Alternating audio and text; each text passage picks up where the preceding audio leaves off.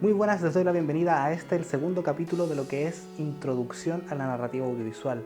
Mi nombre es José Aravena, la persona tras el lente de Parravena Audiovisual, y en este capítulo veremos la escala de planos, los ángulos y los movimientos de cámara. Podemos entender el plano como la unidad mínima con la que trabajamos, y la escala, la espacialidad que le damos a este. ¿Y por qué es importante la escala de planos? Para la forma en la que contamos nuestra historia. El contexto, el espacio y la forma en la que vemos a los personajes es súper importante a la hora de contar nuestra historia y también de comprenderla y de cómo la va a comprender el espectador. Y por eso son muy importantes los elementos que vamos a ver hoy día, empezando por la escala de planos, que como había mencionado antes es la espacialidad, pero también tiene mucho que ver con los personajes. Empecemos por el gran plano general. Este nos va a contextualizar a gran escala el lugar donde va a suceder nuestra historia, ya sea un pueblo, una ciudad, un país, un mundo mágico. El gran plano general nos va a introducir a este mundo. Luego le sigue el plano general, que también sirve de contextualización, pero a menor escala. En este, como mínimo, el personaje debe caber de pie completo dentro del plano. Luego tenemos el más común, el plano medio, el que estamos utilizando en este momento, que nos acerca más al personaje y podemos ver más sus acciones de forma más cercana. También en este plano caben más personajes y podemos ver también interacciones.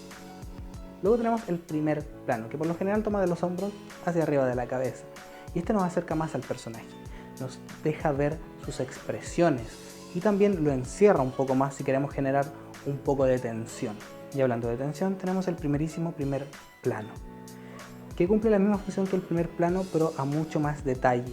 Es decir, ver sus expresiones y también acorralarlos si es que lo que queremos es generar un momento de tensión. Luego tenemos el plano detalle, que como bien dice su nombre es para enfocarlo en detalles, accesorios o cualquier cosa que pueda tener alguna relevancia o importancia dentro de la historia. Luego tenemos un par que son más especiales. Tenemos el plano americano, que toma sobre las rodillas hasta sobre la cabeza, y se llama así porque empezó a utilizarse en el western, donde los personajes llevaban pistolas a los costados y estas era necesario que se vieran. Por último tenemos el plano aberrante o plano holandés, que es un plano inclinado, y este se utiliza para dar una sensación de pérdida de equilibrio, así como alguien borracho o alguien que empieza a perder la cordura. Pasamos a los ángulos de cámara, que esto junto con la escala de plano nos pueden ayudar a cambiar la percepción tanto de lo que está pasando como del personaje. Primero tenemos el plano cenital, un plano desde arriba, que nos puede dar una sensación de omnipotencia, también de contexto. Algunos lo utilizan para mostrar lo hermoso o lo diminuto que se ve el personaje.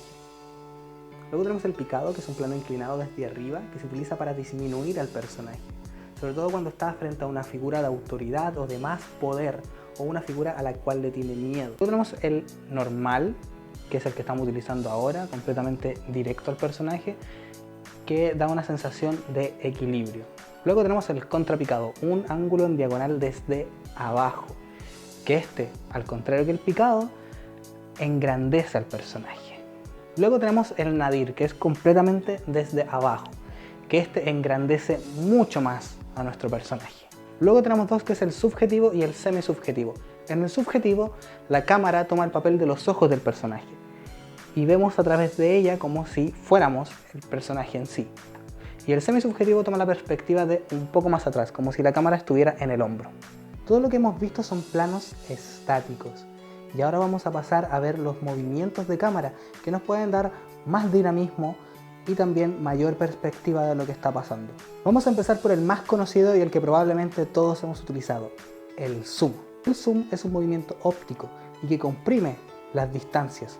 Cuando nos acercamos al personaje u objeto se llama zoom in, y cuando nos alejamos se le llama zoom out. Existen dos tipos de zoom: el zoom óptico, que es el que se logra al mover el lente de la cámara o al ampliar en la pantalla de nuestro celular, y el zoom digital, que es el que se logra al ampliar la imagen en postproducción o edición. La principal diferencia es que al ampliar la imagen de forma digital se pierde definición de esto.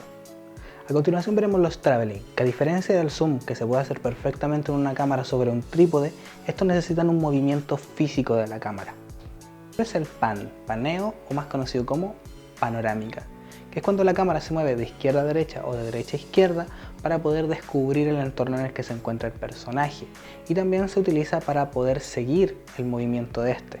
En general es un movimiento lento, pero cuando se hace rápido es para generar más acción y también más adrenalina. Continuamos con el tilt, que cumple la misma función que la panorámica, pero en vertical. Hacia arriba se le llama tilt up y hacia abajo se le llama tilt down. También tenemos el dolly, que en otros lugares también se le llama traveling.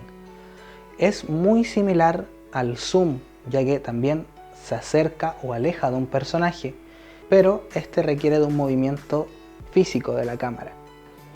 Al acercarse se le llama dolly in y al alejarse dolly out. Por último, y como una pequeña curiosidad, tenemos el dolly zoom, o también conocido como efecto vértigo. Este consiste en, mientras haces un dolly out, o sea, mientras alejas la cámara, haces un zoom in, o sea, acercas el plano con el zoom de la cámara. Es un efecto súper interesante, sobre todo si se utiliza en el momento preciso, y les invito completamente a experimentar y tratar de hacerlo. Hasta aquí llegamos por hoy y les invito nuevamente a profundizar en todo esto y también a observar. Vean series, vean películas, cortometrajes, animaciones, vean de todo, porque es una de las mejores formas de poder estudiar y darse cuenta de la utilización de todo esto. Y no solamente te quedes con eso, también ponlo en práctica. Recuerda que todo esto lo puedes hacer con tu celular o con cualquier dispositivo con cámara. Nada más me queda agradecerles por ver este capítulo, también a todas las personas que han visto y apoyado el primero. Para encontrar los demás capítulos, para dudas, consultas o cualquier cosa, pueden encontrarme en mis redes sociales como parravena.av en Facebook e Instagram y Parravena Audiovisual en YouTube. Y por último, invitarles para el tercer y último capítulo, en el cual hablaremos sobre montaje y discurso sonoro. Nos vemos.